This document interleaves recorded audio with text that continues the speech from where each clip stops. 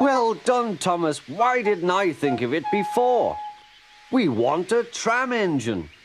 When I was on my holiday, I met a nice little engine called Toby. He takes trucks from the farms, but the lorries are taking over most of his work and he needs a change. He has cow catchers and side plates. I'll write to his controller at once.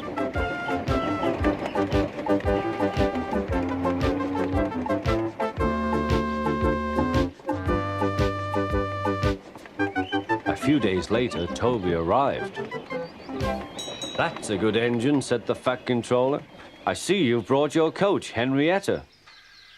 You don't mind, do you, sir? Asked Toby. The station master wanted to use her as a hen house, and that would never do. No, indeed, said the fat controller. We couldn't allow that.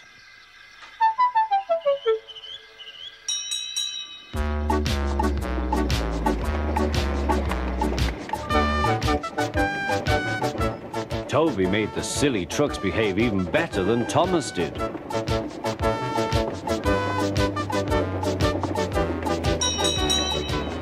Oi, you!